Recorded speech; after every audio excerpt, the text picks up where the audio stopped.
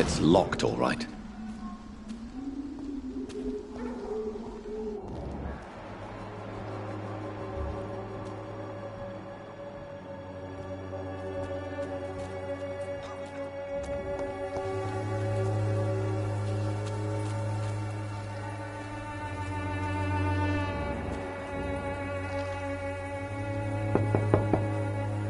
I must insist, sir.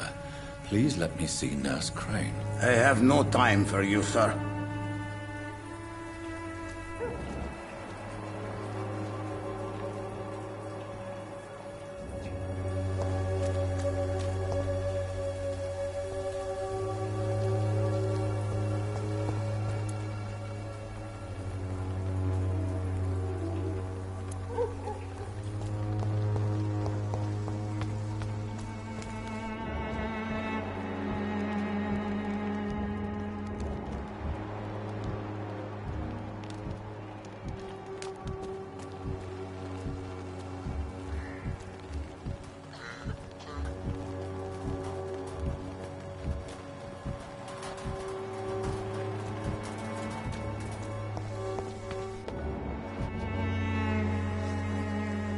Good evening, Doctor.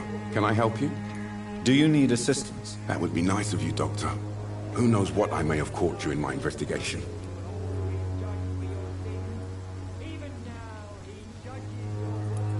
I will see you later.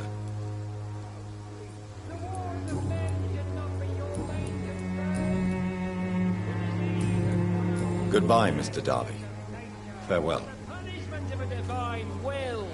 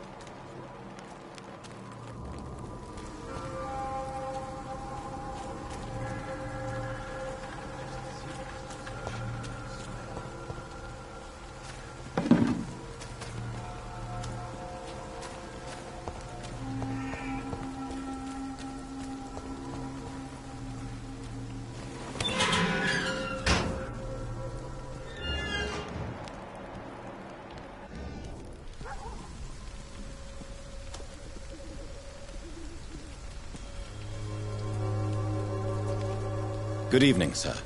I'm Dr. Reed. I would like to ask you a few questions. Please be my guest. Although I may not be the best informant regarding this part of town, my words speak about that which the eyes cannot see. Really? Are you an artist of some kind? I'm a poet, sir. Richard Nethercott, at your service.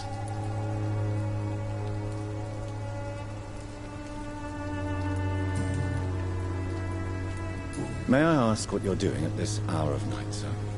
Do you live here? Not at all. I'm just enjoying the pleasure of a quiet walk. Though night talks are always preferable, if you ask me. Especially with strangers. But are you not afraid of the epidemic? Oh, why should I? I see some equity in the Spanish flu. No flesh should be saved, say the scriptures. Good or evil, rich or poor, all are equal in the eyes of the flu. If you say so. But as a physician in a time of epidemic, I must caution you to avoid unnecessary exposure, sir. Thank you, Doctor. But we both know the seeker of truth has to go boldly where the weak dare not.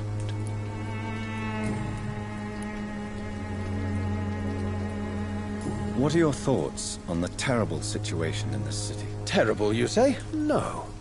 Of course, the death of so many innocents is a tragedy. But the scourge has not been all bad for the city. Oh, no, sir. What are you talking about? Do you remember London before the flu? Noisy, cacophonic, quiet nowhere to be found. And now, listen to this oddly peaceful silence.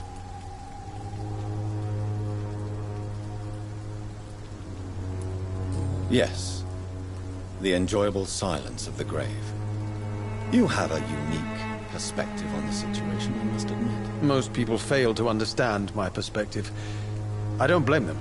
But how could I call myself a poet if I veiled my feelings?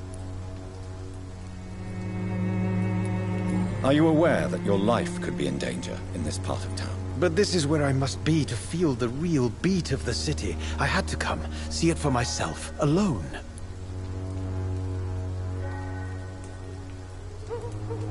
I understand your need for solitude, but it's not safe around here. I don't care. I don't have many friends, Doctor, and my family despises me. If some misfortune came upon you, who would be here to help you? Well, you for a start, my dear Doctor. Do you need medical attention, sir? It may be wise to let you prescribe me something. I don't feel like I should.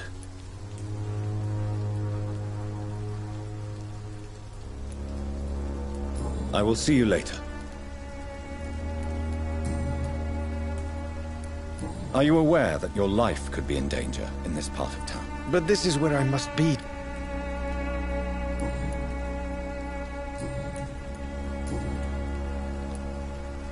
Tell me, Mr. Nethercott, why seek inspiration in Whitechapel? The place is not beautiful per se, but how to explain it? Stirring and challenging.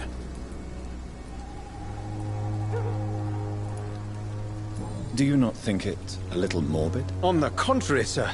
Whitechapel is full of life, full of beauty. Just like my dear muse, the wonderful Camellia. What can you tell me about Camellia? Not much. And that's the beauty of it. She can't speak, you know. She's a locked mystery who exhales kindness and sweetness.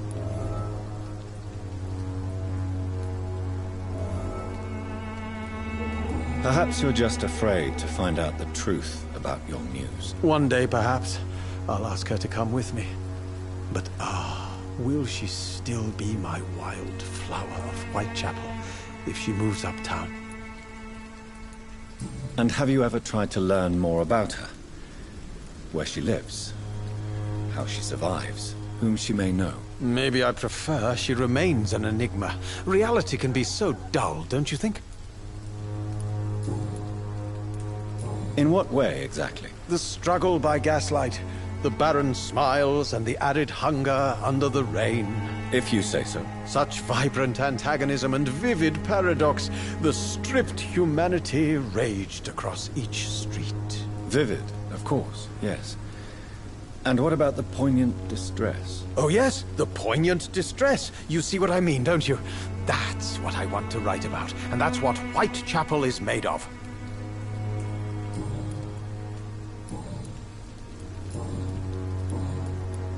May I ask you a few questions about the district? Extraordinary part of town, is it not? I'll be glad to help you, if I can. I'm looking for Dorothy Crane, a nurse who lives in this vicinity. Dorothy Crane. Oh, I love the name. The Crane of Whitechapel. Sounds very mysterious. But, sorry, no, never heard of her. What can you tell me about an old man called Darius? Darius Petrescu? Yes, I know him. At first, I thought he was only a small publisher. I invited him to publish my work, but his reaction was pretty clear. Not interested in your talent? Darius is an old political activist who takes delight in printing tracts and lampoons. Those communist activities only require mediocre writing skills.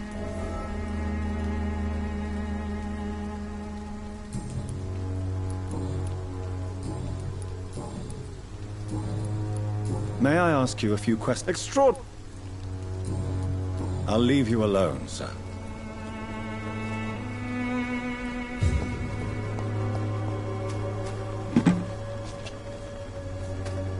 Morbidity can breathe its own beauty and grace.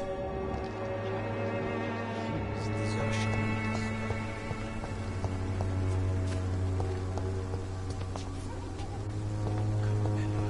The silent flower of Whitechapel. An angel made flesh, I tell you.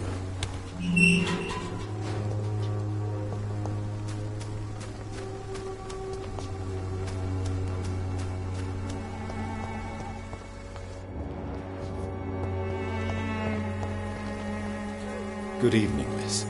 I'm Dr. Reed. I'd like to ask you a few questions. I know what you're thinking. A tall stranger who meets a girl in the street at night. It reeks of the penny dreadfuls. But I mean you no harm, truly.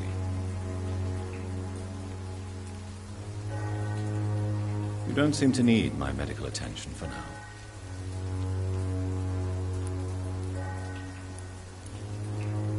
Tell me about Richard Nethercott. I understand he is quite fond of you, Camellia.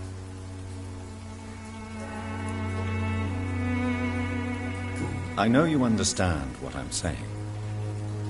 Your silence has nothing to do with you being mute, does it?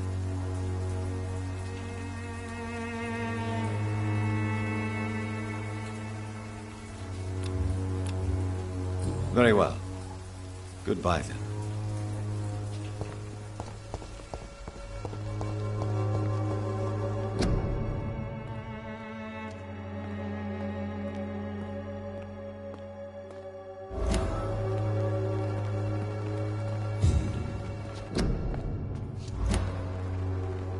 Hello again, miss.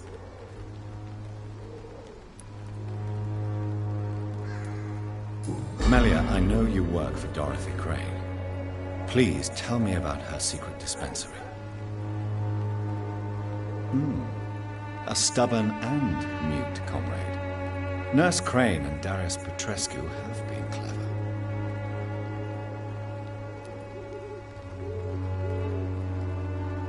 Very well. Goodbye, then.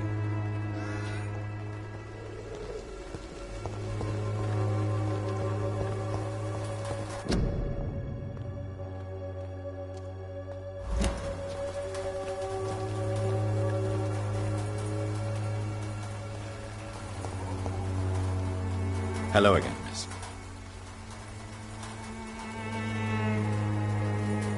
Very well. Goodbye, then.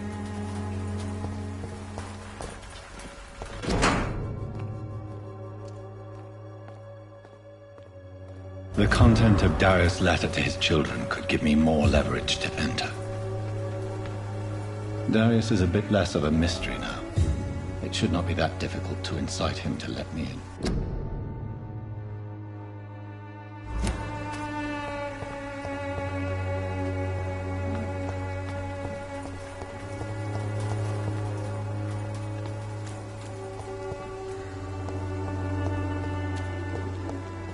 I cannot enter.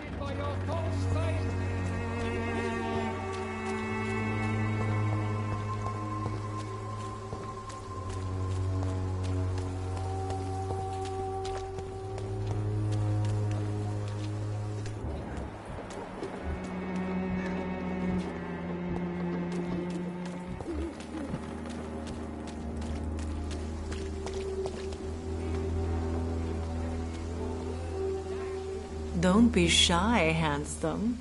What can Christina do for you? I'm not looking for what you're selling. But I'd like to ask you a few questions, if I may. I'm a doctor. Dr. Reed. All right then, but be quick. Though I usually get paid when I open my mouth.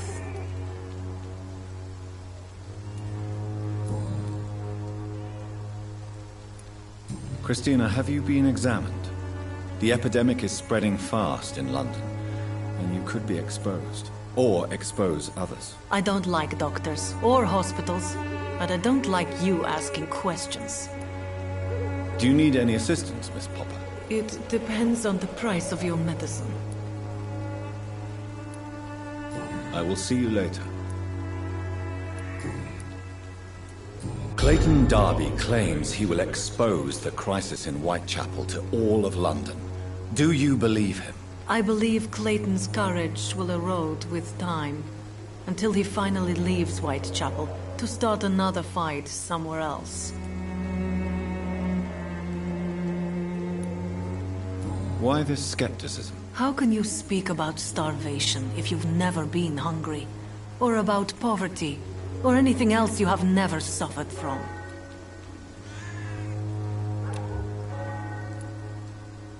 Are you talking from experience? I've seen your type come here to get a good fuck in a cheap room or a dark alley before going back to their fancy houses in the West End.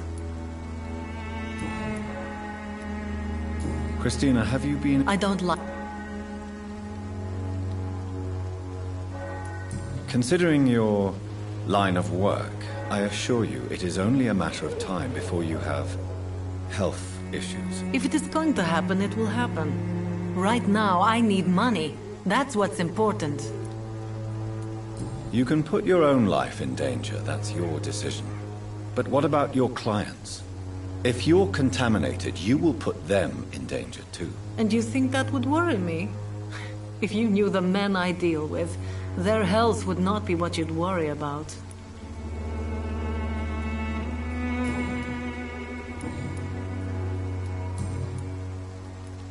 Tell me about yourself. Are you joking with me? People don't usually come to see me for conversation. I have no interest in your work. I am, however, curious as to what led you into this career. Short story. The war, exile, and England. This country is not especially welcoming. I've been refused many jobs because of where I am from. I had few options left.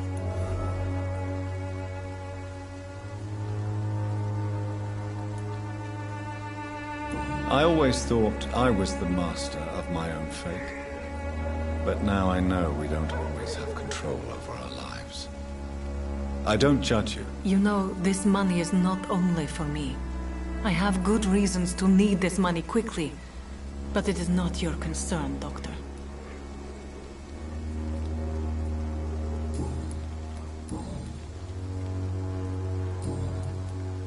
Do you know Nurse Dorothy Crane from the Pembroke Hospital? Anything you can tell me about her would be helpful. I don't know her, but I know her name is Dorothea Crăciunescu. She came from Romania like me and many others. You seem to respect her. Dorothea helps the sick people of Whitechapel. Everyone should respect that. Goodbye, miss. Take care of yourself. as best you can.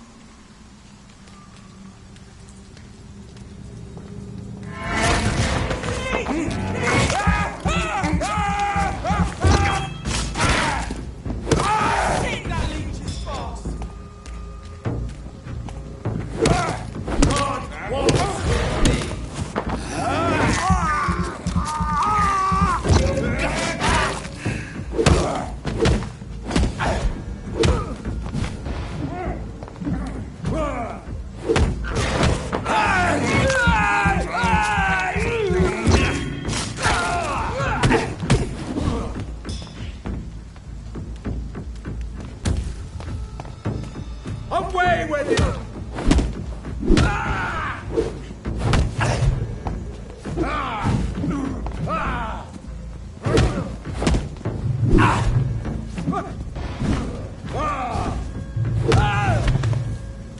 This man stunned me with his faith.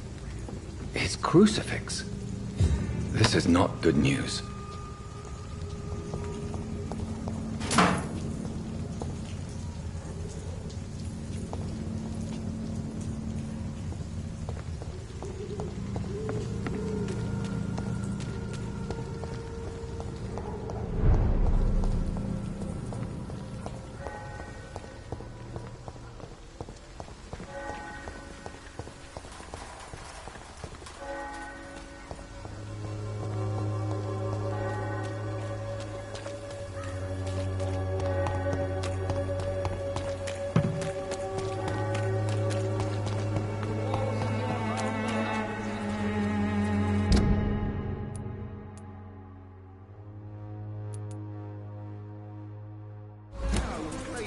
Don't have your money. Come on, Barrett, you know the game. You pay for peace of mind.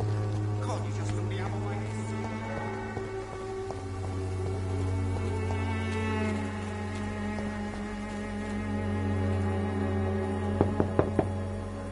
Mr. Petrescu, just 1 minute, please. You again? Go away. Sir, wait. Stop this nonsense. I know Nurse Crane is here. Shall we speak man to man, you and I? All right. Speak up. Don't you see we're on the same side? We fight to help the poor, sick, and abandoned. I'm nothing like you, Mr. Doctor. Yes, you are. You too believe in providing medical care without charge. You know what we have to sacrifice to make the world a better place. I have to admit your words have conviction. All right, I'll let you see Dorothea. Don't make me regret this, though.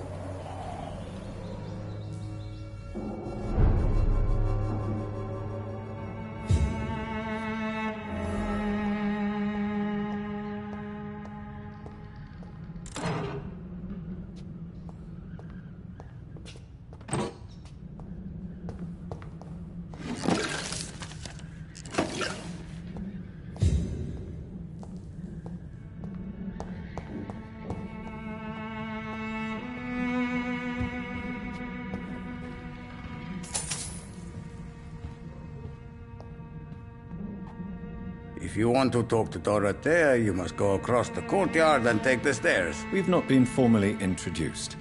May I ask your name and occupation, sir? I am Darius Petrescu. I'm here to keep snitches and spies away from Dorothea. And I also run this little print shop.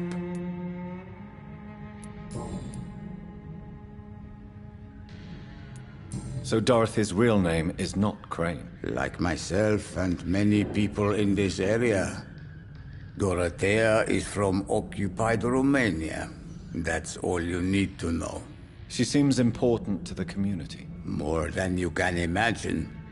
The West End does not want to hear of Whitechapel's misery.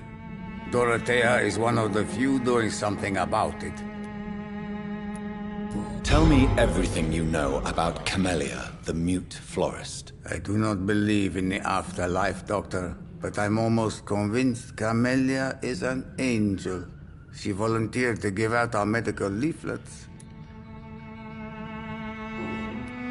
Are you not worried for her safety? She is as brave as she is tough, and clever too. If only I had met her when I was younger. Are you in love with Camellia, Mr. Petrescu? Don't be stupid. If I had met her when I was younger, we could have won our revolution.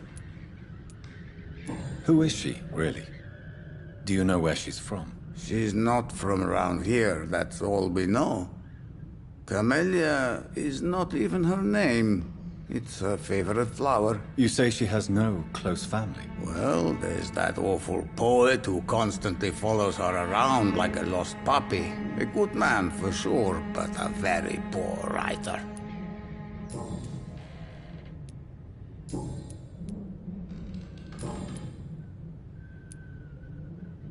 Do you have any family left, Mr. Petrescu? Children or grandchildren? Who knows? I have abandoned my people for so long, they might as well be dead. As dead as I am for them, I suppose.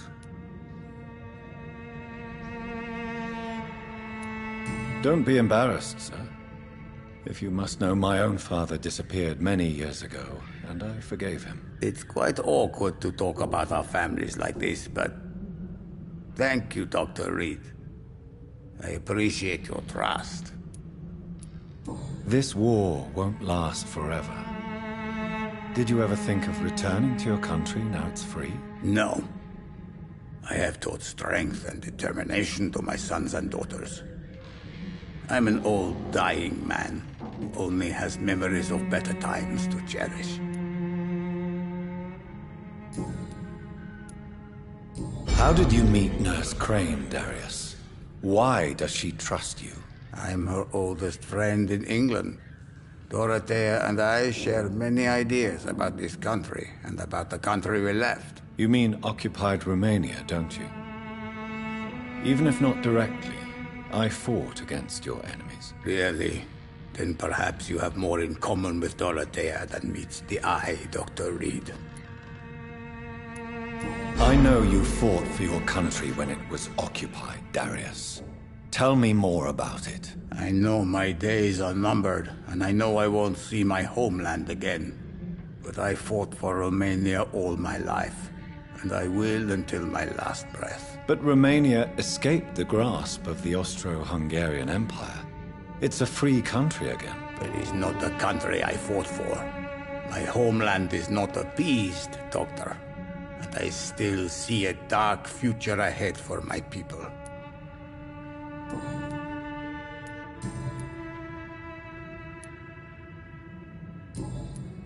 Goodbye, Mr. Petrescu.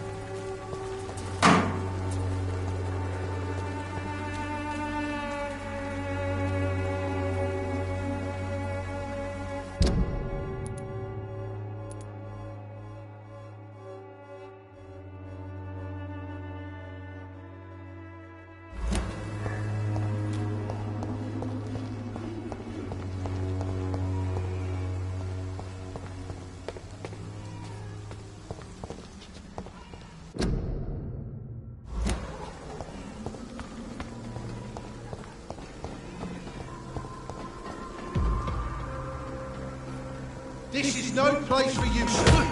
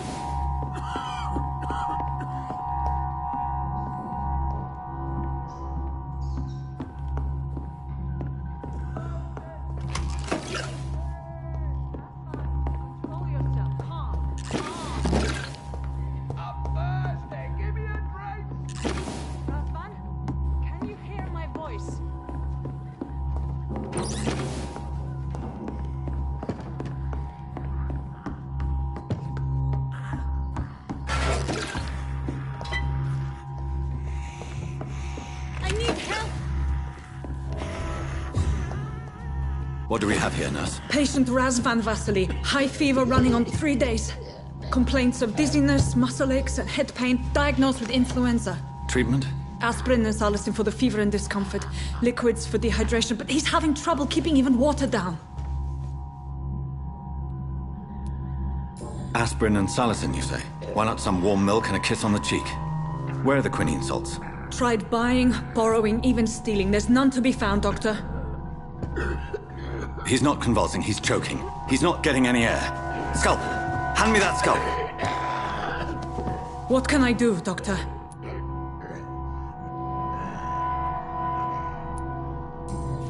It's too dangerous to operate with these convulsions. Sedative, nurse. Do we have any anesthetics? I'm sorry, Doctor. None at all.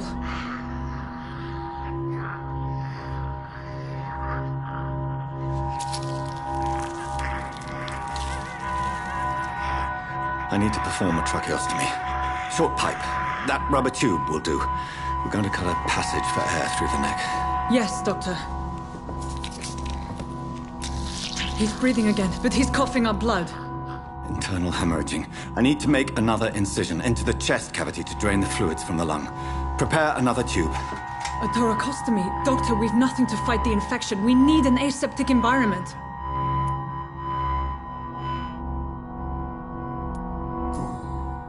Right then, Nurse Crane. What do you suggest we do? I've no idea. I'm not the doctor. Time is of the essence. We need to perform a thoracic drain. Yes, Doctor.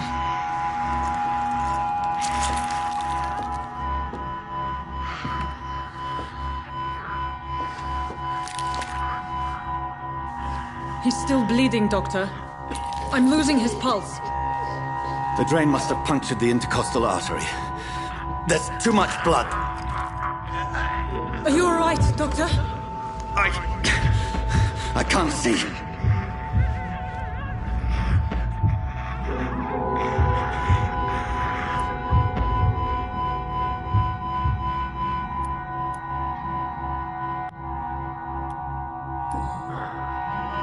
I must first suture the artery. Find the wound. The source of the blood. Needle and thread, Doctor. Good. The stitches are holding. How's he doing? We're losing him. We've lost his pulse. He's dying, Doctor!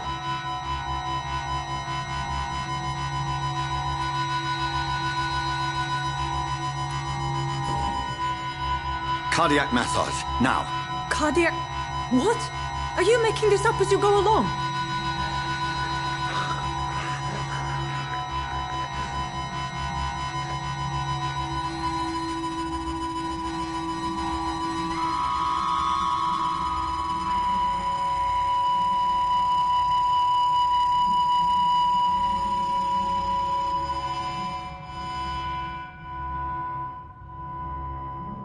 We've lost the pulse. He's gone, Doctor. Yes. We did everything we could. Truly? Everything you could? Is that how you'll report this in your log? Is this how the war went? Piling up one poor corpse beside the next? This was not an influenza-induced seizure. I've never seen symptoms like these on the continent. Neither have I. But the previous symptoms leading up to this attack were the same, indistinguishable from the epidemic. No. There was something more vile in these reactions. Something primitive. There have been numerous reports of mental breakdowns caused by the fever that accompanies the flu itself, Doctor. Yes, but... I'd best take some samples of the blood for analysis.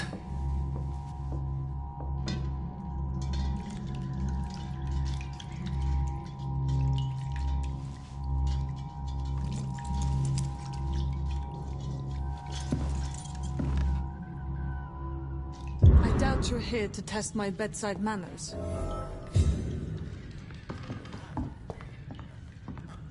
It's locked, all right. To what do I owe this courtesy?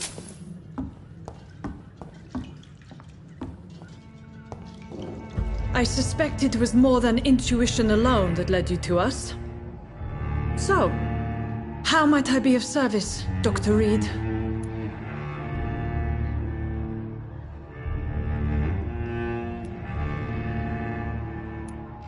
I've come to put an end to this insufferable blackmailing, Dorothy. Doctor, you think your warnings scare me? I've stolen and plied, blackmailed and lied, but what else am I to do? I'm all these people have.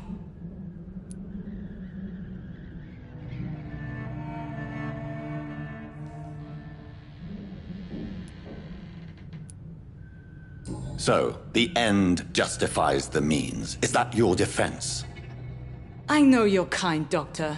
Just another fine-heeled, silver-spooned gentleman who was given the world on a platter. You know nothing of poverty. Nothing of the shame, the hunger, the loneliness. But why Lady Ashbury? Why her, of all people? She's pristine and proper, all right. But that she-wolf in sheep's clothing murders the poor for sport. I have her where she belongs, and I'll milk her for all she's got. Dr. Swansea is a sensible and honest man. He wouldn't have refused your friend's care at Pembroke. It's easy for you to say, Doctor. These people cannot go to the police, nor to the hospital. They don't even speak English. They depend on me for everything. You've convinced me of the sincerity of your actions and their noble justifications. But all the same, blackmail is a crime, and it will stop, Nurse Crane. So, are you going to turn me over to the authorities?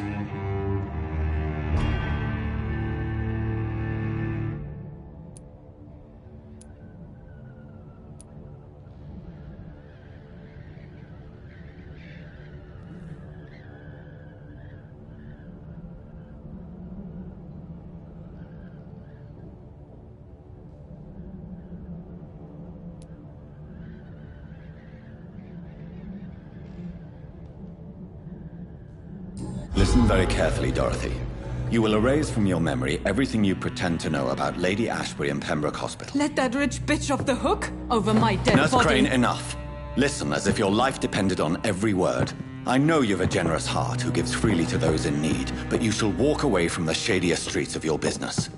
I will never abandon... Dorothy, the discussion has come to a close. Your clandestine activities in the Resistance are over. Let it go. I'll let it go. Yes. All gone.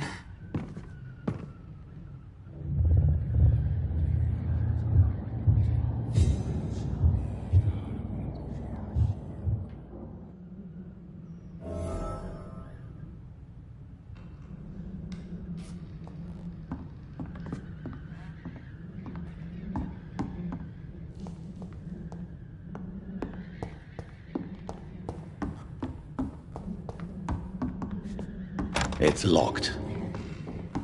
It's locked.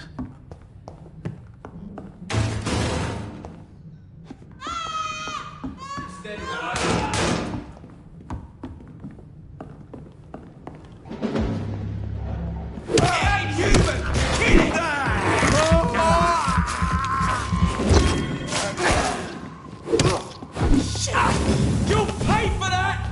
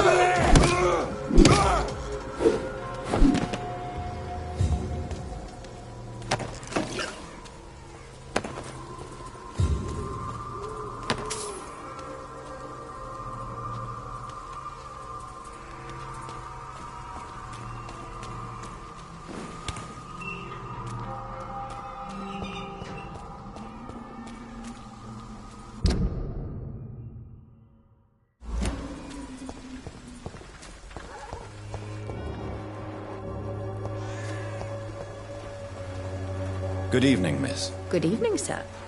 Are you interested in a miraculous cure for this unknown and deadly epidemic?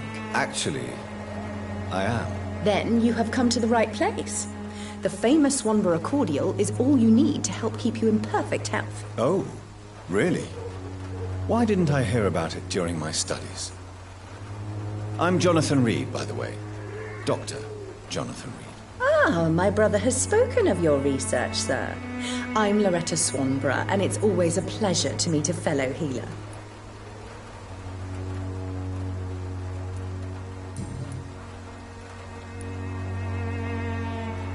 Tell me, who intrigues you most in Whitechapel? The region itself is something to see, but I would say Camellia the mute florist who gives away her flowers.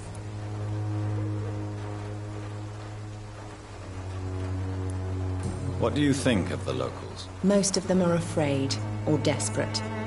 They all come to me eventually for my remedy. Is there anyone I should avoid? Cadogan Bates, without a doubt. The bloody bastard remorselessly exploits poor migrants as soon as they get here.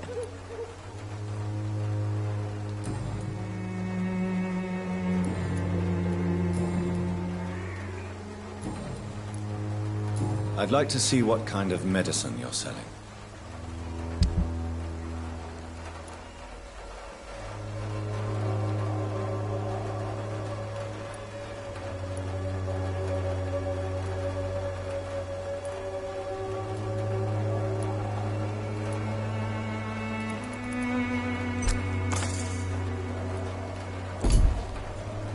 The Swanborough cordial.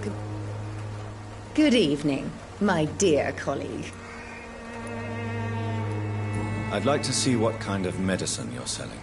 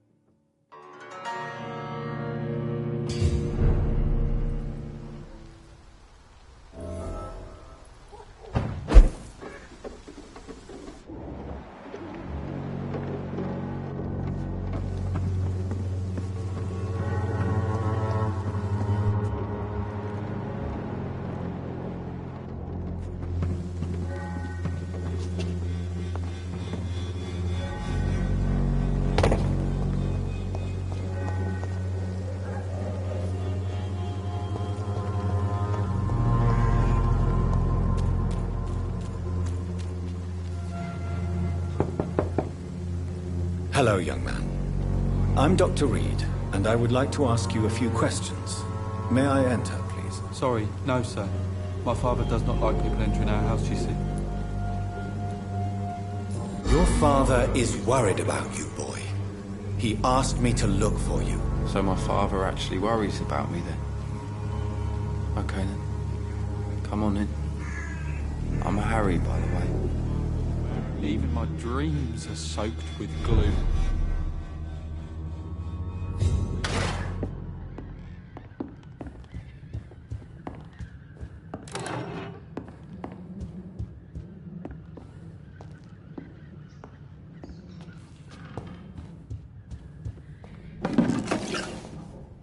Is there only pain and suffering in this world? So, may I ask you a few questions? I'm not bothered. What could be worse? Do you need any medical help, young man? Yes, I do. I feel so tired. I don't know if it's the epidemic, but everything seems so hard. You'll feel better with this. But you need to get a grip, young man. Medication alone won't cure melancholia. I'm not sure I'm happy with the idea of living long in a world like this. But I thank you for your concern, sir. How do you feel? I'm fine. I mean, it's not easy every day, but I'm fine. I'm just tired of being sick all the time. If only I could be tough, like... well, you know. Speaking of which, what can you tell me about your father? My father is an idiot who makes idiot things. That's all I have to say. Forgive my bluntness, young man, but you don't seem happy living in Whitechapel. Why should I? I never wanted to come here in the first place. It was my father's decision. And look around you. Does this look like a nice place to live?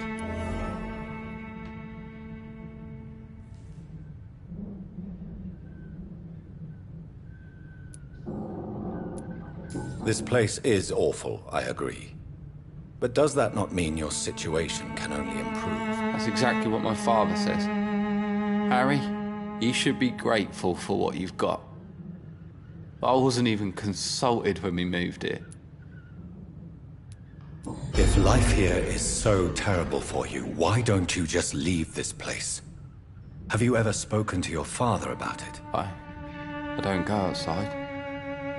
It terrifies me so. I went outside once without my father noticing and I saw terrible things. Bloody and frightening things. So that's why you stay at home all day? For fear of the epidemic? I'm not afraid of disease or death, Dr. Reed. It's the living I'm afraid of.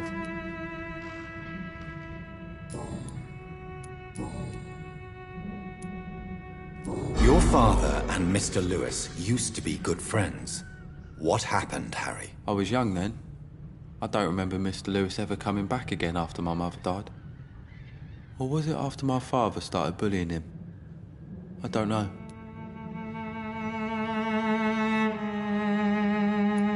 But you are not responsible for your father's actions. Am I not?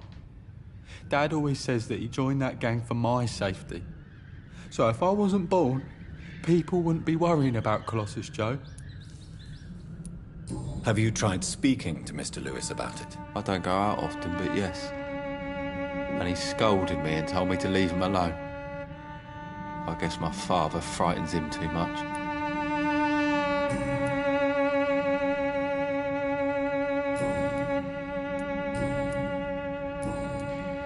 Goodbye, young man. Take care of yourself.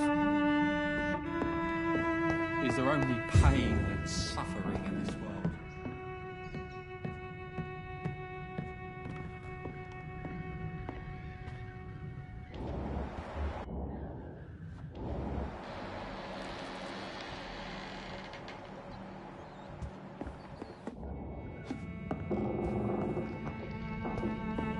It's locked, all right.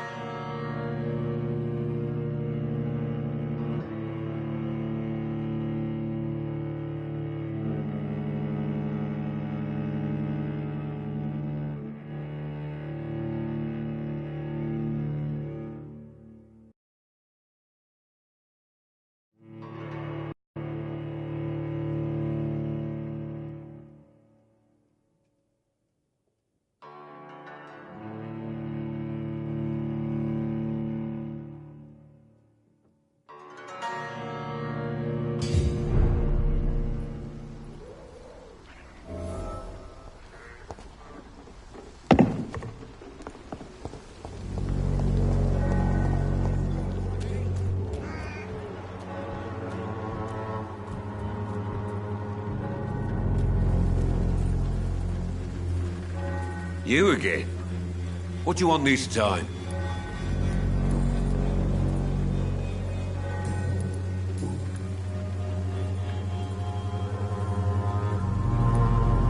Why do you keep on working for the gang, Joe? You know it doesn't suit you. It's true, I hate this job. And I know I made some bad choices, but I'm a wet boot boy now. People won't forget it. You could leave tomorrow. Start another life in another town. That's easy for you to say, Doctor. We are poor. My son's weak, and there's no way he'll endure another disappointment. Harry doesn't seem happy living in Whitechapel. Why did you make him come here? I've always put my son's interests above everything else, whatever he may think. Our house is small but affordable.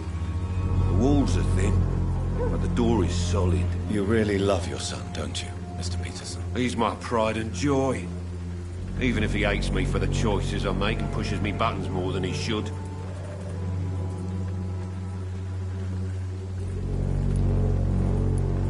Since the criminal nature of your job means you could be arrested, are you not afraid of what would happen to your boy if you were? No one will ever take my son away from me.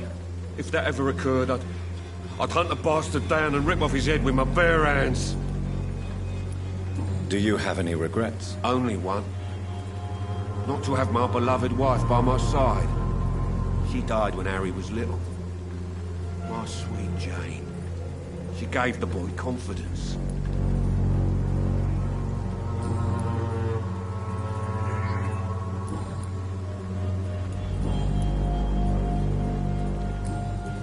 Goodbye, Mr. Peterson.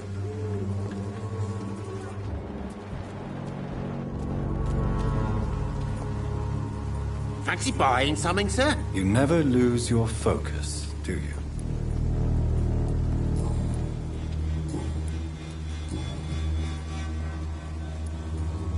What do you know of Harry Peterson? The boy seems so fragile. Not like his father at all. Harry's a good boy. but he spends most of his time complaining. He's had it tough, all right, but he needs to grow a pair. What troubles him exactly? But despite being his father's son, almost everything, I think. He never wanted to come to Whitechapel in the first place. Hates this place more than most of us.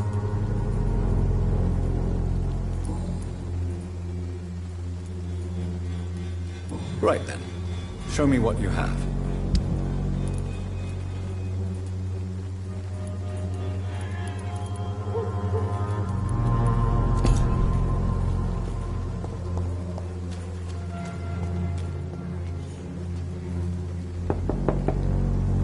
Good evening, Harry. May I come in? Sure. Sure. Even my dreams are soaked with gloom. So, may I ask you a few questions? I'm not bothered. What could be worse?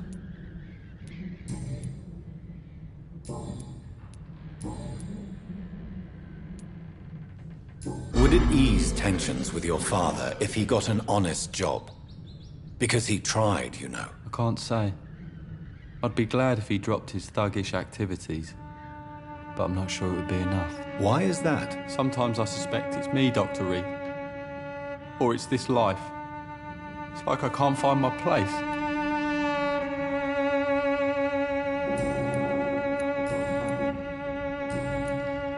Goodbye, young man. Take care of yourself. Is there only pain and suffering in this world?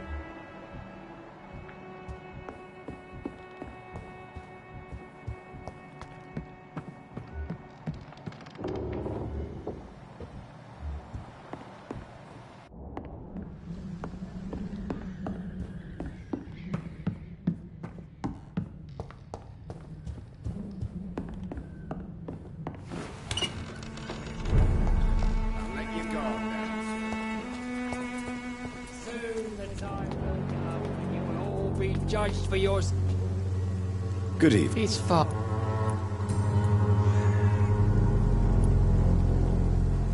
What do you mean? Also, quite a judge. Well, you are. Well, as a doctor. What do you mean? The beast is. I have heard. Good evening, Mr. It's far.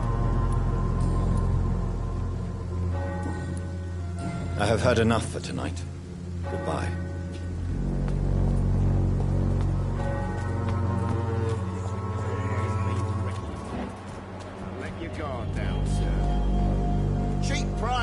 Quality. You Come again? On, take a look. Don't be afraid.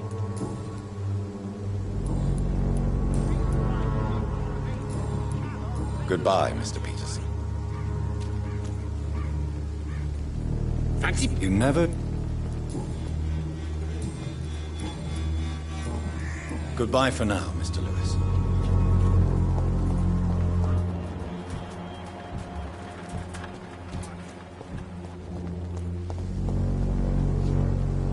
Good evening, Christina. Change your mind, Mr. Reed? Do you need any assistance, Miss Popper? It depends on the... I am shocked that you would think I am that sort of man. Forgive my suspicion. I'm so used to liars with good manners. Thank you, sir.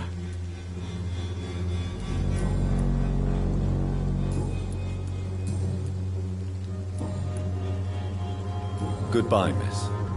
Take care of yourself as best you can.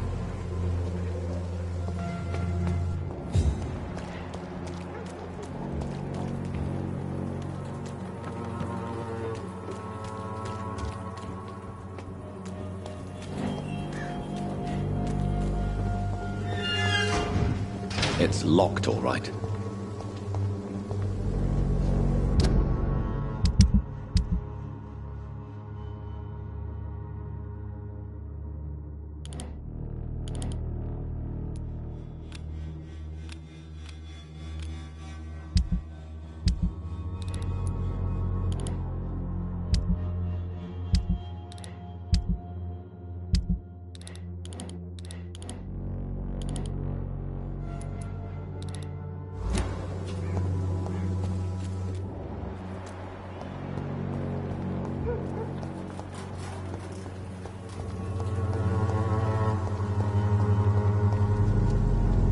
Hello again, miss.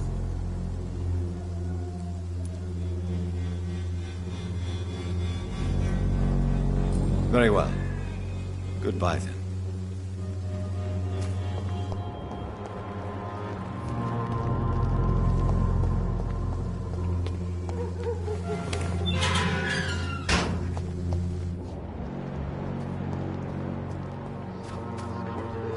Already touched by... Good evening, Mr. Nithicott. And good evening to you too, my good sir. Can I be of any help? Do you need medical attention? It may be wise.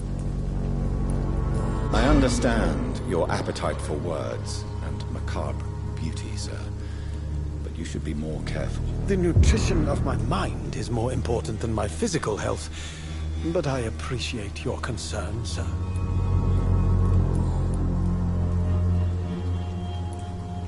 Did you know the mute florist is a member of a secret society? No, I didn't. But I thank you for this information, sir. For it only enriches the mystery surrounding the precious camellia.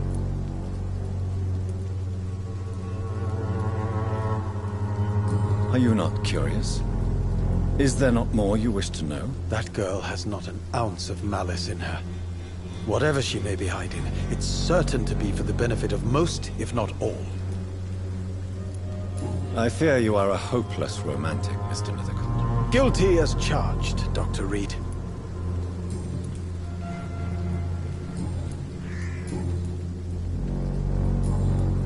I'll leave you alone, sir.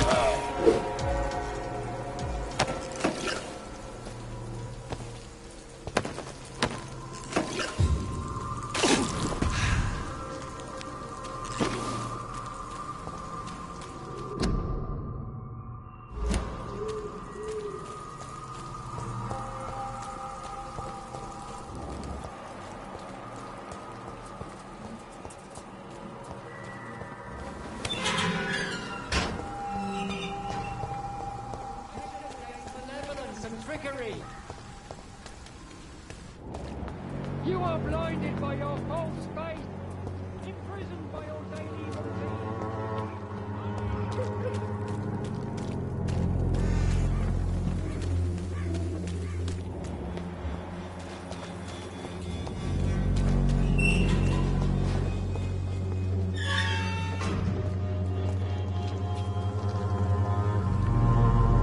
Good evening, Doctor.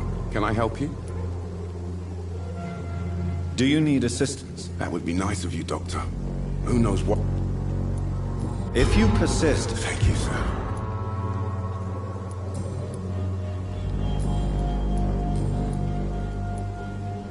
Christina Popper claims she sells her body because she can't find any other work. Do you believe her? Of course I do. Her story is exactly what I want my readers to understand. We live in an intolerant and divided nation. Do you think things will ever change, Mr. Darby? I believe the situation can only improve. And now that women can vote, I'm convinced things will change.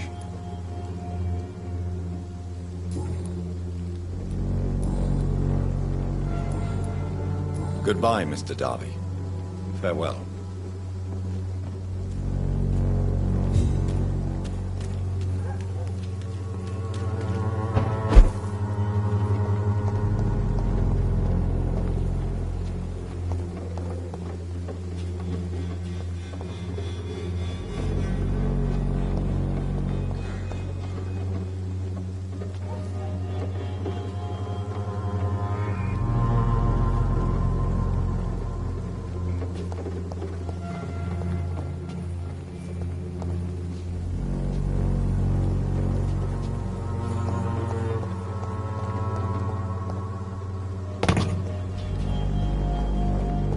I cannot enter.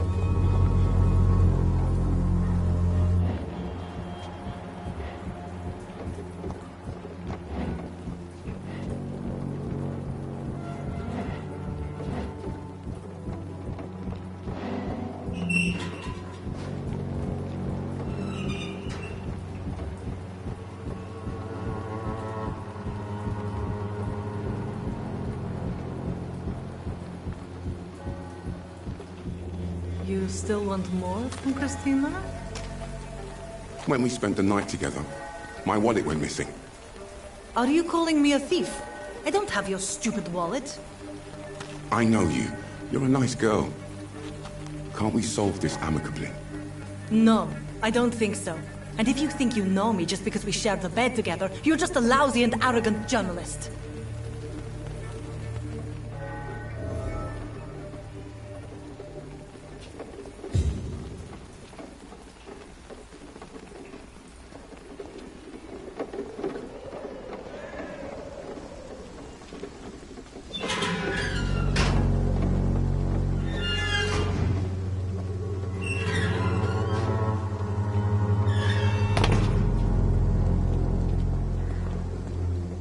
Good evening, Christina. Change your mind, Mr. Reed?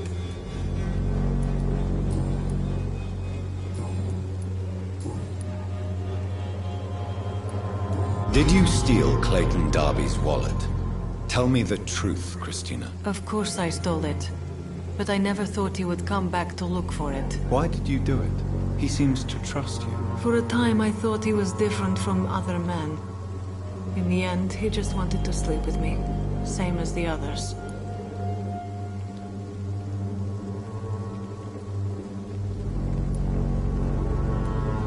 Perhaps Clayton is different. Maybe you two should talk. A conversation couldn't hurt. I know what I am and what people call me. I sleep with men for money. If I can accept that, why can't he? No. My future is with the ones I love, not with Clayton Darby. The ones you love? The money you stole is not for you, then? My brother is still in our hometown in Romania. I am the only one who can buy him a ticket to England. Tell me, Christina, is it worth risking your health and your life for your brother's safety? He's the only family I have left. I had to leave Romania without him. I can't be happy until he is near me again. I understand your concern. I spent many months away from my family when I served on the front line in France. Every time I write to him, I fear I won't receive an answer. It kills me to know he is still there.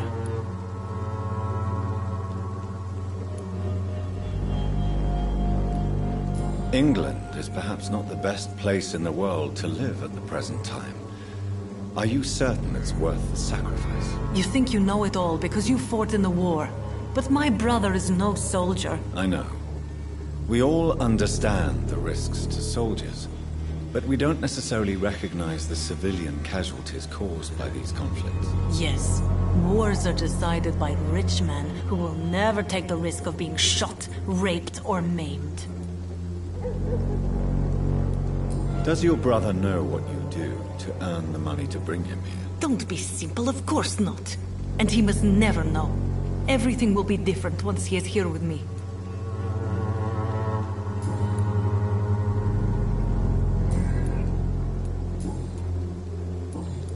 Goodbye, miss. Take care of yourself as best you can.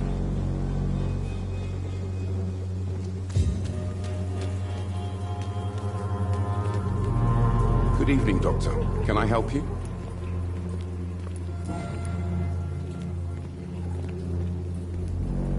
Do you know that Christina is hoping to pay for her brother to travel to England in the near future? I see. No, she didn't tell me that. But that explains many things. Do you believe she will ever see her brother again? As long as the war rages in Europe, I'm afraid her chances of seeing her brother again are slim to none.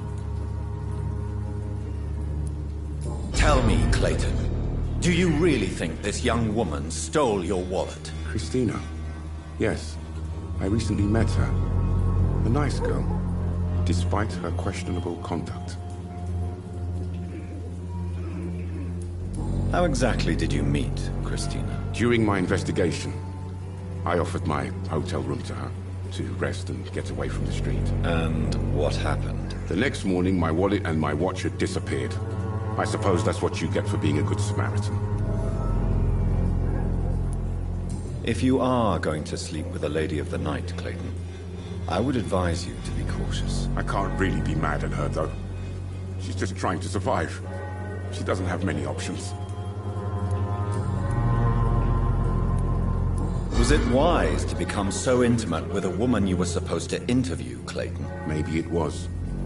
But I have learned to look for the inner truth and beauty in people. I apologize. I didn't mean to be rude. What can you tell me about this woman? She's very sensitive. So nostalgic about her country. I saw her cry once because she'd lost a precious souvenir from her homeland. What was it? A scarf her brother gave her before she came to England. Why are you so concerned? You seem to have something on your mind, Mr. Darby. That we could make peace if I could find it and give it back to her. But I'm afraid she lost the scarf somewhere during her night shift.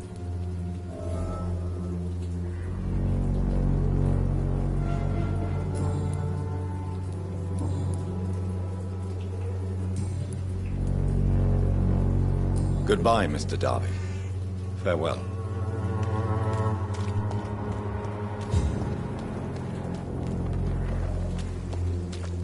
I'm... Good evening, Christina. Change your mind, Mr.?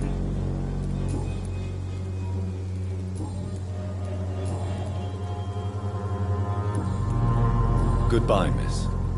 Take care of yourself as best you can.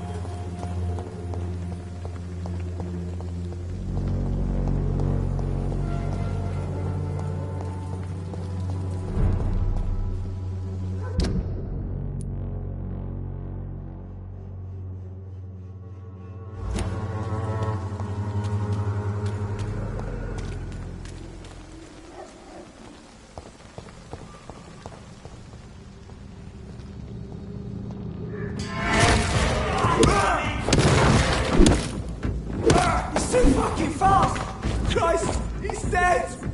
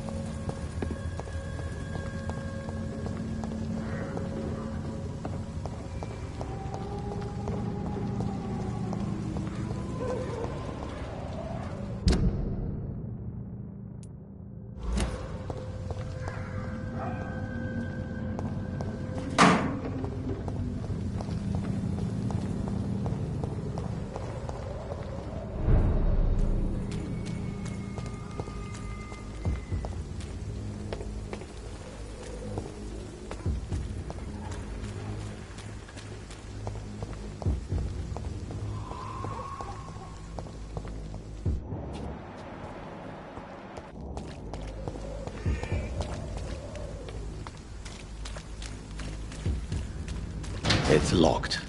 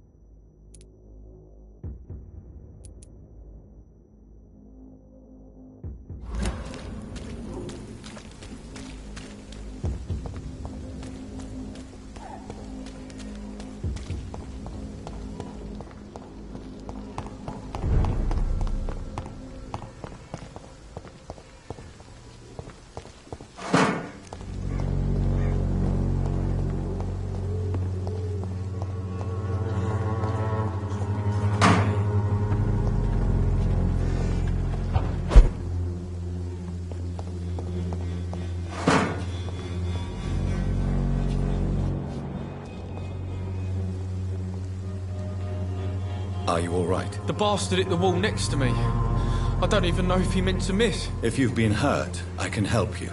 I'm a doctor. Name's Albert. Remember it. Now bugger off. Do you need assistance? Please. Feeling tired these days.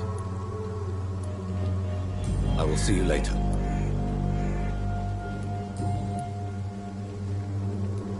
What happened? Did you really steal that man's medication? Hey! I didn't do anything, it ain't me!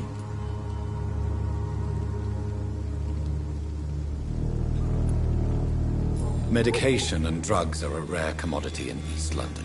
So you picked an easy target, didn't you? Sod off, mister. You ain't got no clue what's going on here. Bastard was a soldier in the war, so now he's got the right to shoot me. It's true. I'm not familiar with this part of town. Perhaps you could help me. I said sod off. Go find yourself another guide.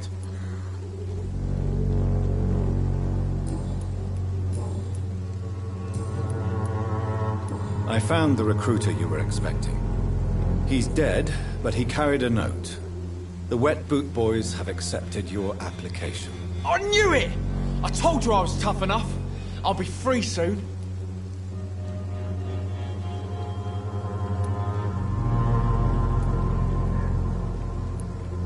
Free? You may soon find out that you have simply traded one set of shackles for another. You're all fancy words, none of which concern me. Go worry about someone else. I'm fine and I have a future here.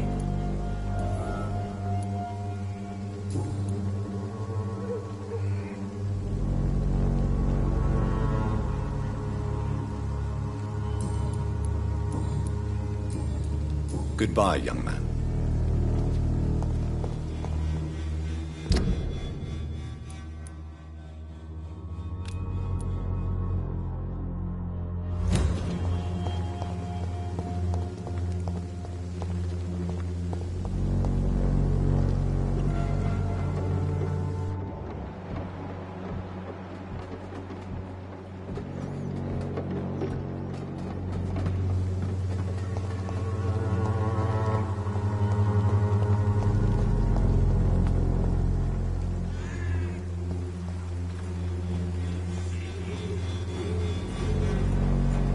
Good evening, my...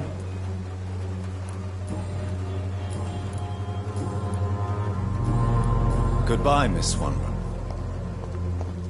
The Swanborough cordial can be the answer to all your problems.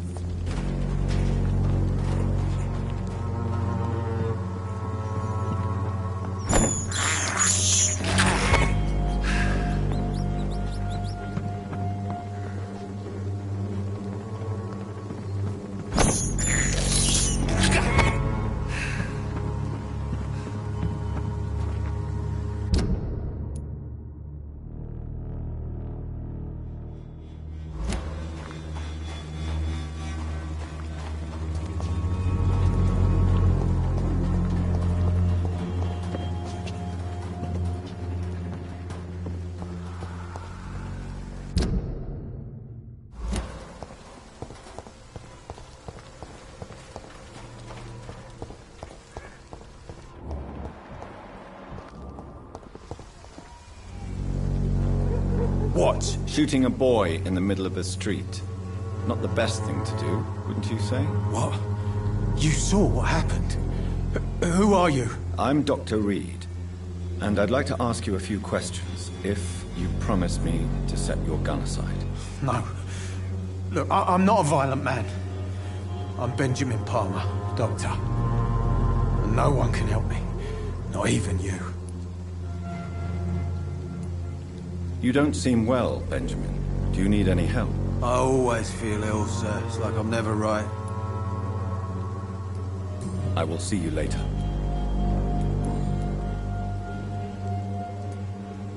What can you tell me about this place? Nothing to say, really. This is where I used to live, and this is where I live now.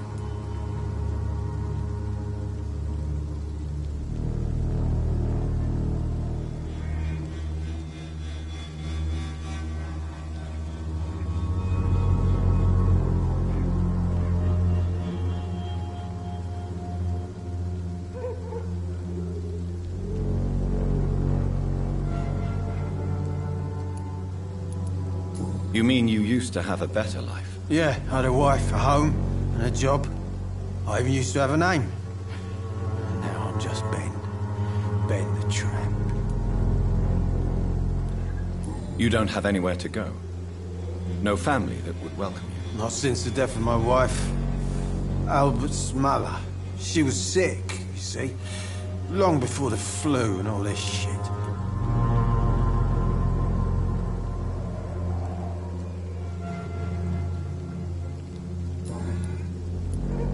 Perhaps you could focus for a moment and tell me your troubles. I'm sick, broke, and my son just stole my pills. Everything's coming up roses.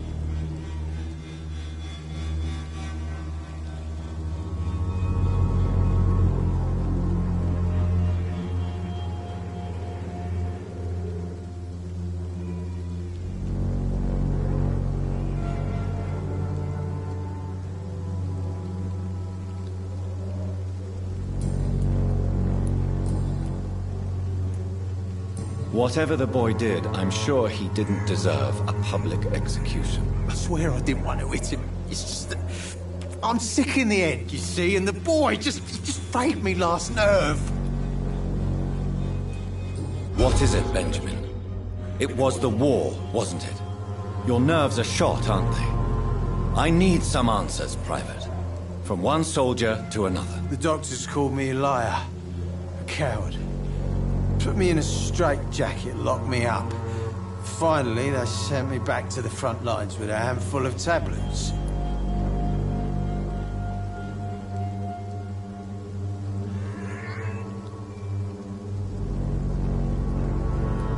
What about those we left behind, face down in the mud? You want to change places with them? You cannot waste your chance at life this way. It's not that simple. I wouldn't have expected you to understand. I don't even know why I spoke to you in the first place.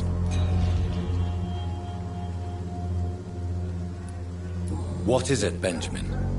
It was the war, wasn't it? Your nerves are shot. The doctors called me a liar. What about those we... It's not that simple.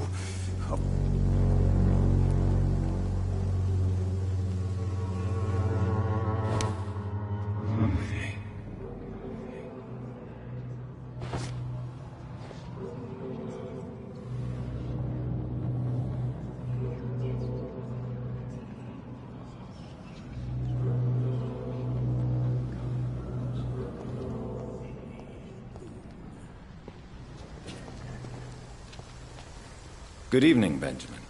Can I help you? I'm afraid not, Mr. Reed. What is it? The doctors... What about those we... It's not that simple. A gun, alcohol, and a bad temper make a terrible cocktail, sir. Goodbye for now.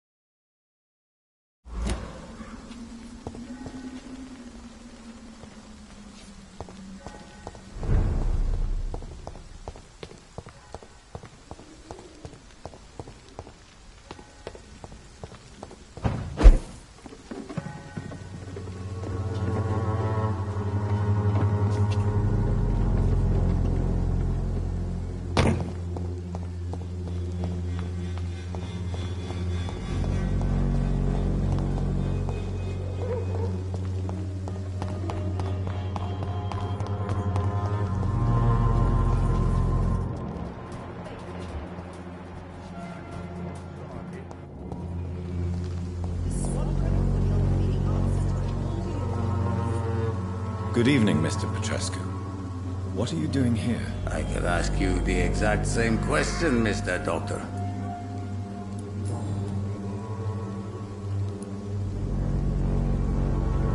I heard what happened to Nurse Crane. How do you feel, Mr. Petrescu? Everything was going well until you arrived. Dorothea helped people and will be sorely missed.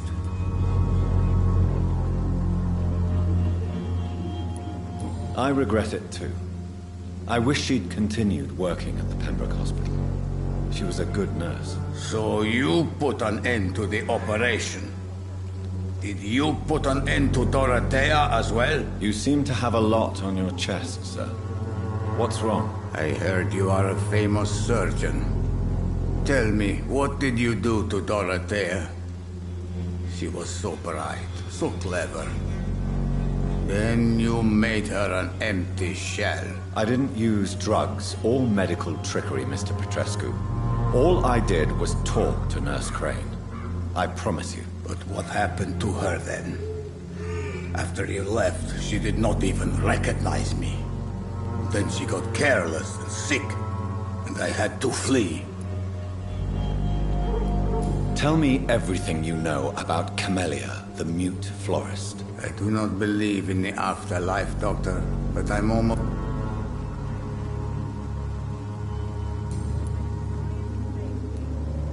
Tell me I do not...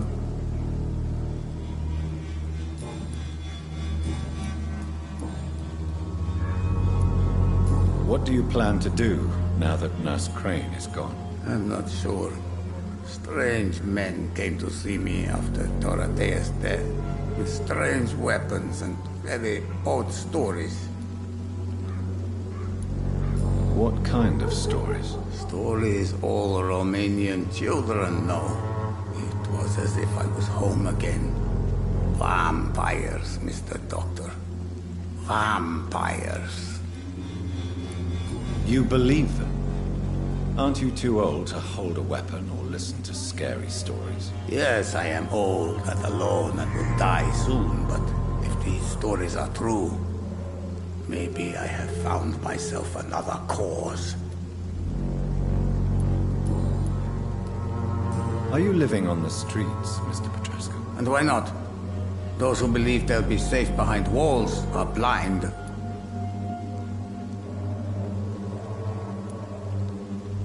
What about your house? My house is always open to any poor soul needing a roof. All my work here is lost now that Dorothea is gone, thanks to you. Why are you so aggressive?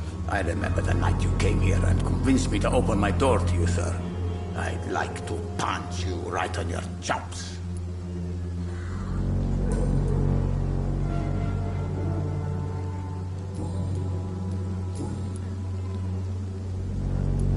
Tell me everything. I do not believe... Who is she? She is not... You say she... Well... Are you not? Are you in... Don't be... How do you feel, Mr. I would not... Yes, you do. Please, take this. You'll feel better. I said I don't want anything.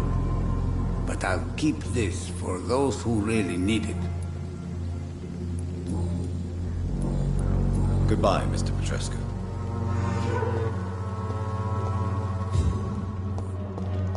Death is all around.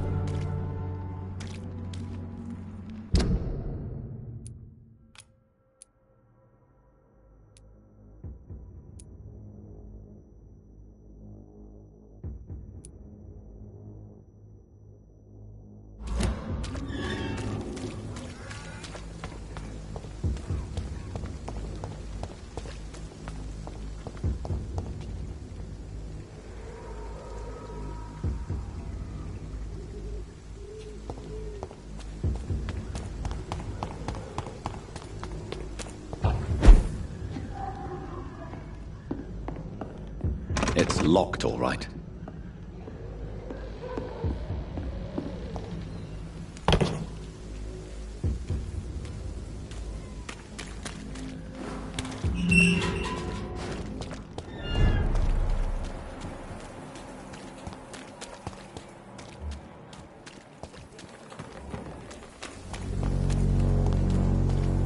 Most of them don't speak English.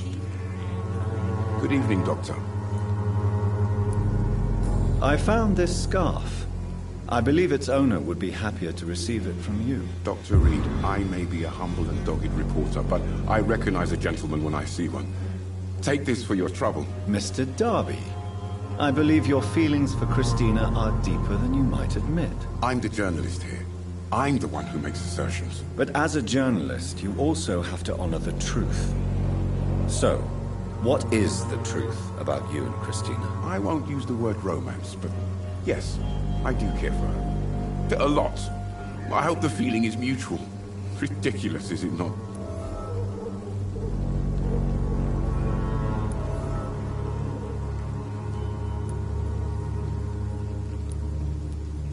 I believe love has neither boundaries nor rules, Mr. Darby. Even if society says the opposite. I hope more people will listen to your advice, Doctor. Starting with Christina.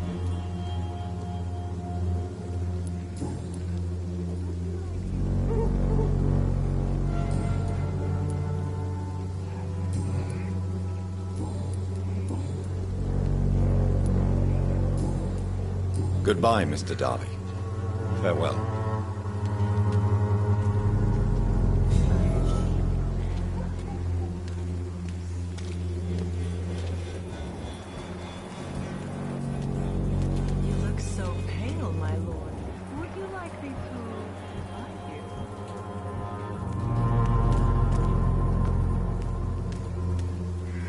Good evening, Christina. Change your mind, Miss...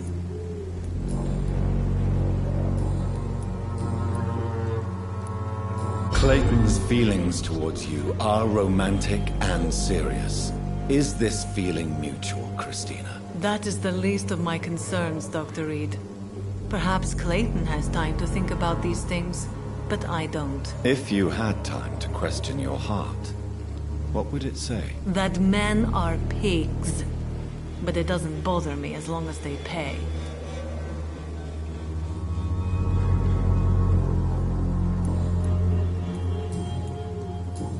Goodbye, miss. Take care of yourself as best you can. Most of them don't speak English.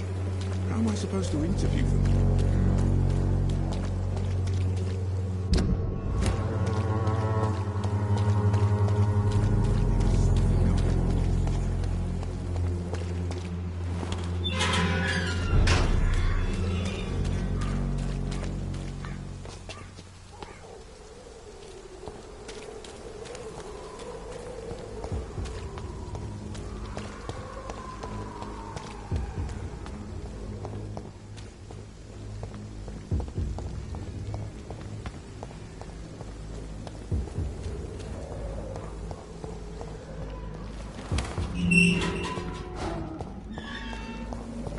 Human blood. Whoever left these marks did so deliberately.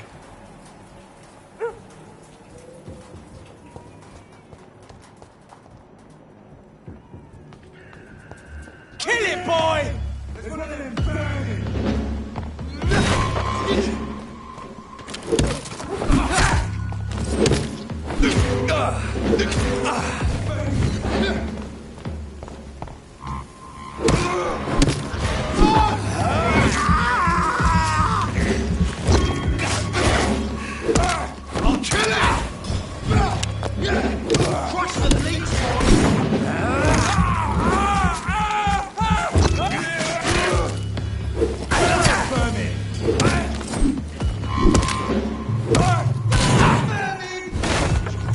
Bloody Christ!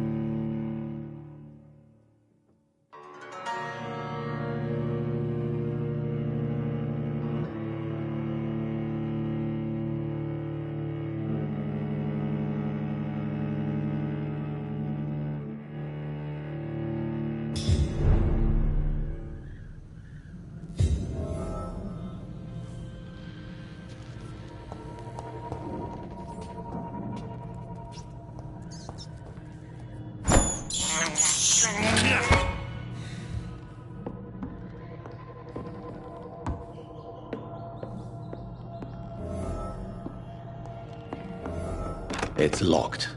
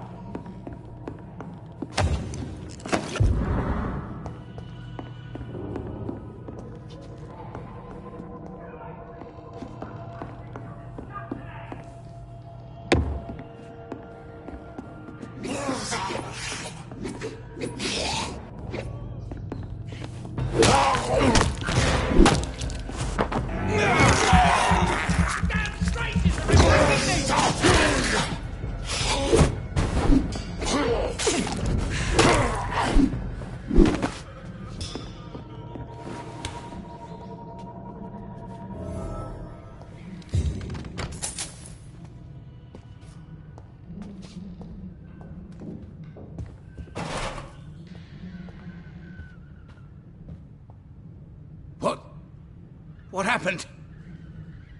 Who are you? It's all right, sir. You're safe now. Oh, a fellow Englishman. Thank you, sir. For a moment, I thought those bloody heathens had killed me. What are you doing here? This place is not safe. Yeah, it's a cesspool, but it's mine. I came to collect some overdue rent, but those who still live here have gone completely bonkers. You're very lucky to be alive. Yeah, filthy immigrants. Fucking savages, every one of them. And now with this bloody fever, they're just animals. You can find safety of sorts in Whitechapel. If you're quick and cautious, you'll be able to avoid the savages.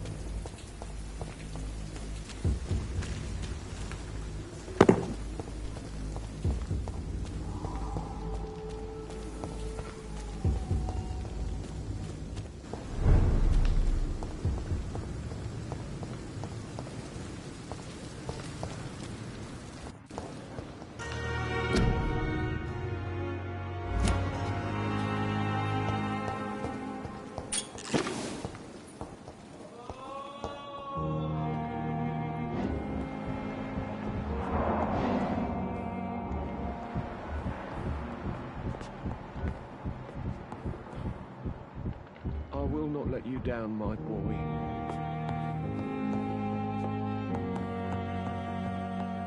It's locked, all right.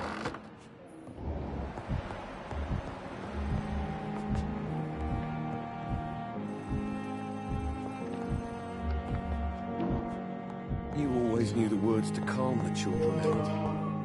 As for me...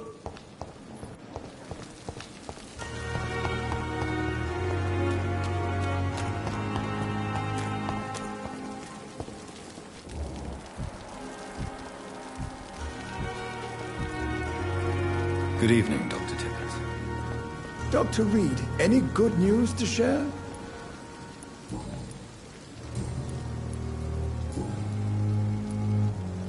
Corcoran, I want you to tell me about Mr. Connor. How did he die? What happened? He was my patient. He died because of my mistake. That's the blunt truth.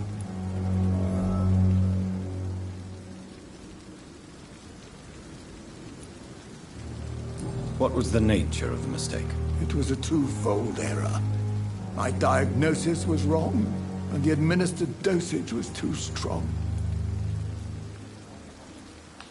Who was this patient? I don't know. Some sick man from the docks, maybe a fisherman. I had no time to talk with him. No one claimed the body. Why not stop practicing? Are you mad? I killed that man, I admit it, and it won't happen again. I have saved so many lives since then. Do you need any medical assistance yourself, Doctor? Come on, don't be ridiculous, dear colleague.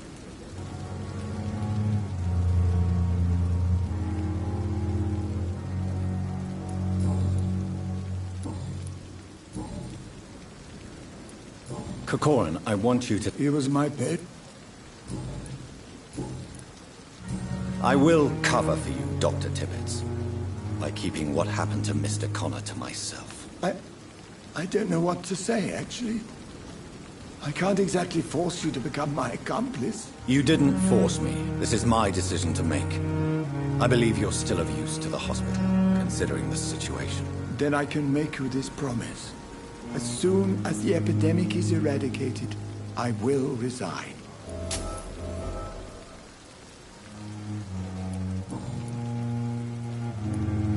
What will you do after your resignation?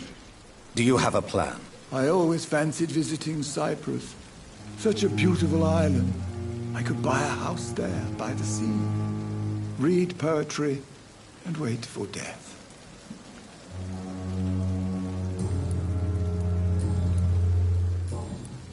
Goodbye, Dr. Tippets.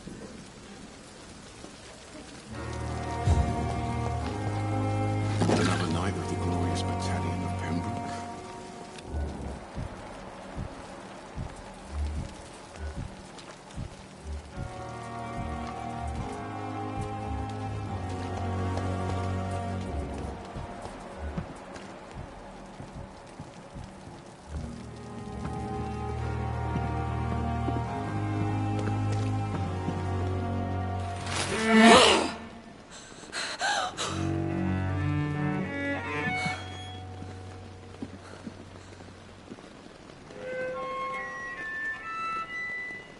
I would ask you to avert your eyes, sir.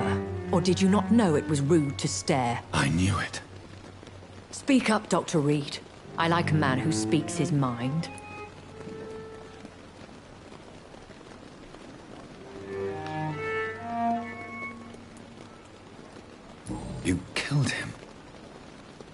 trusted you.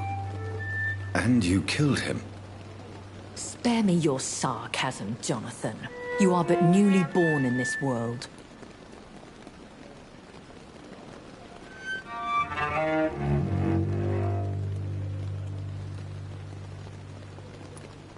So in the end, the accusation was true, wasn't it? The situation is somewhat awkward nonetheless. I have not been observed sustaining myself for many decades.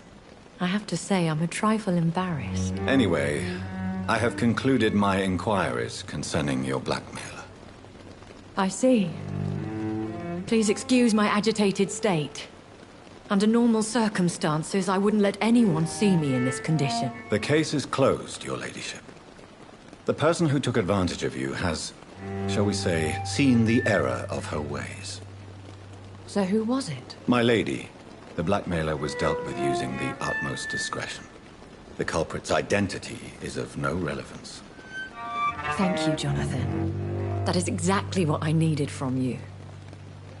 You have proven your loyalty, so, as a friend, please accept this small token of my appreciation. Thank you, my lady. If you have an inclination to learn more about vampires or your current situation, I will be glad to aid you in your quest for knowledge.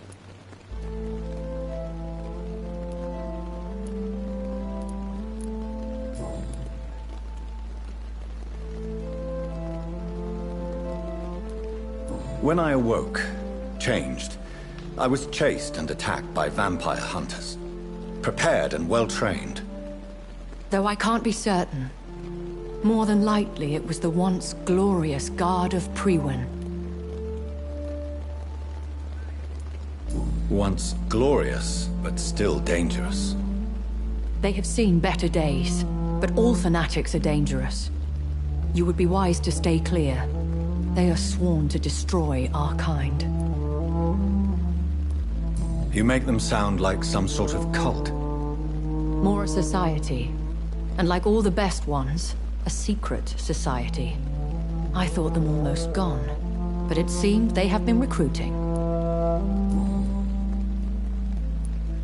I've been away from London and England for 3 years. This isn't the city I remember.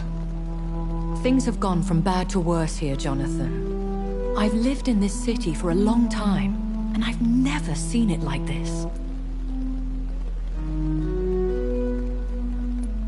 The Spanish flu has hit London that bad. Yes, but it's not just that. I've heard things. Things I've not heard for a very, very long time. There are whispers in the shadows. Something far worse than the Spanish flu is here in the city. What is it you fear? Fear has long since flown this form. But there is something malevolent circling us. I feel fear is merely waiting in the wings. Are there many vampires here in London? Immortals are of a rare breed, and we often tend to hide. But you may occasionally meet some of us at night. Do you know any of them? Have you an idea of the identity of the vampire who attacked me? You mean your maker? No, Jonathan, I have no clue. But I fear he or she is as careless as cruel. To let you discover your new condition by yourself. What do you mean? Every now and then, you may discover an immortal in the deep of the night. But we are a rare and reclusive breed. Our progeny is almost never accidental. Will they all be as affable as you, my lady? I do not see why not. But remember, even the shark smiles before he bites. That sounds like a lesson from experience. Vampire politics are as intricate and sometimes tedious as a game of chess in a gentleman's club. I've learned from experience it is best to decline to play.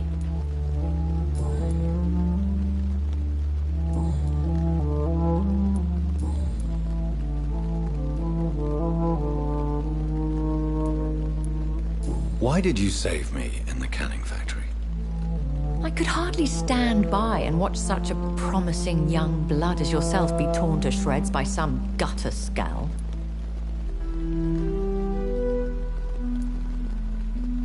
William Bishop wasn't the vampire that created me, then? No, Jonathan. Whatever their strength and demeanor, scowls are the progeny of careless vampires. It cannot be the other way round. What type of vampire is a Skal? Not a true vampire. The deformed offspring of lesser vampires.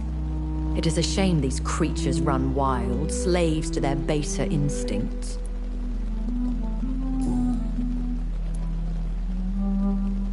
Why does Dr. Swansea allow you to feed on the patients of the hospital? Dr. Swansea is a good and compassionate man. He is trying to find a solution for our hunger. Until that happens, he is clever enough to understand that I only feed upon the dying. What do you know about this Brotherhood of St. Paul's Stole? The Brotherhood is well known amongst London Vampire Society.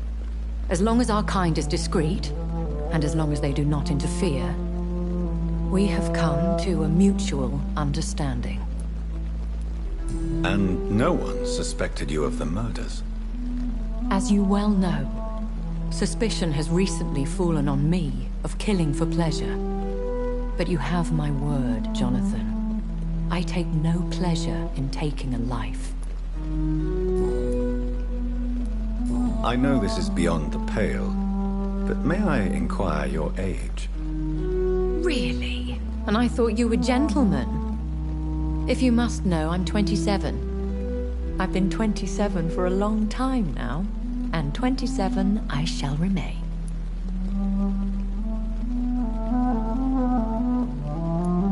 Very well, but I believe there is more to this than you are saying. A lady has to have some secrets. And who bestowed upon you this eternal youth? My maker. He left this isle a long time ago.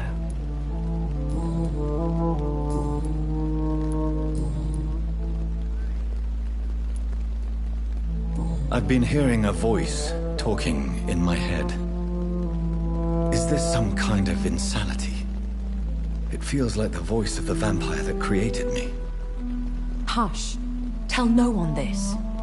It would be unwise to talk of such things amongst British immortals. Speak no more of your maker. How could this cause offense?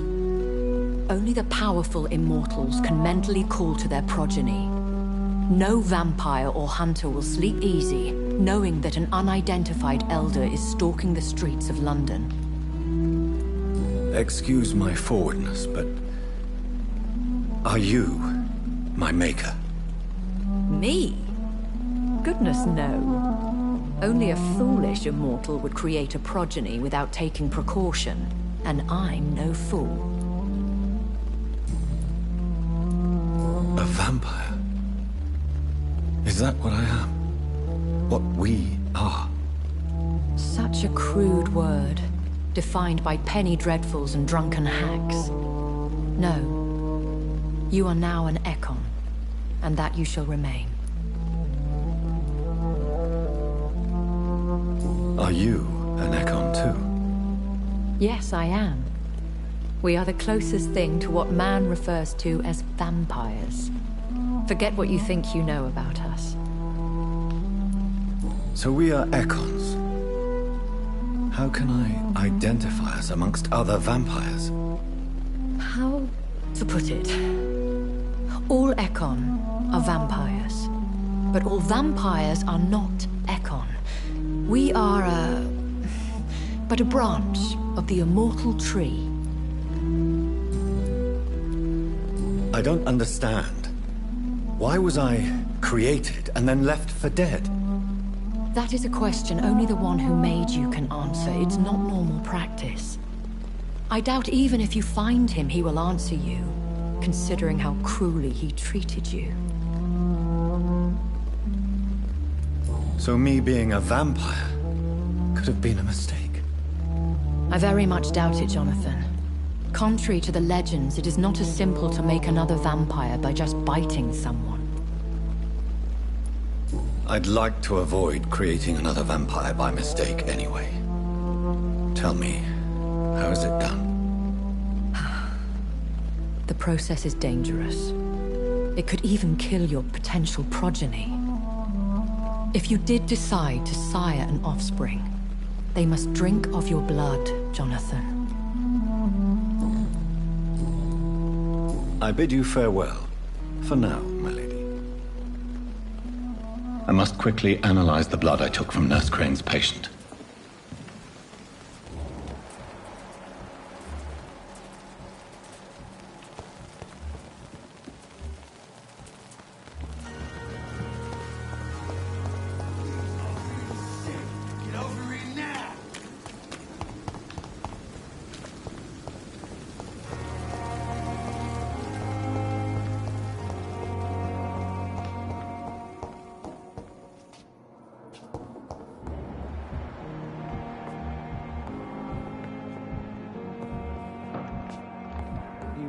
Knew the words to calm the children, Ellen.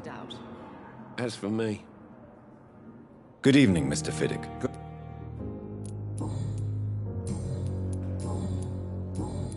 Goodbye for now, Mr. Fiddick. I'll see you later. You always knew the words to calm the children, Ellen. As for me...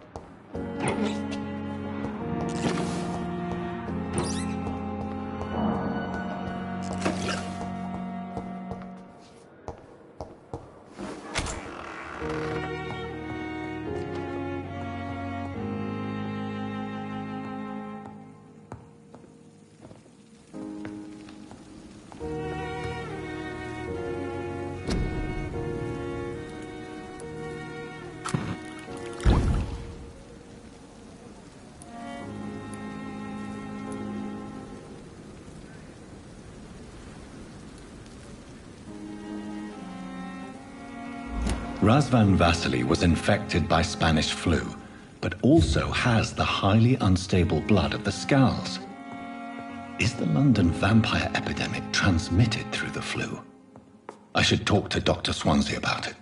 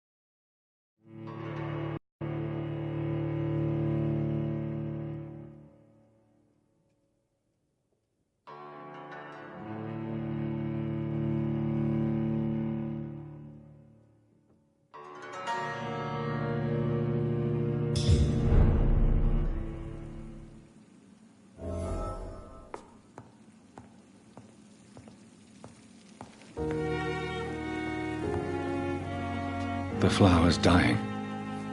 It needs water.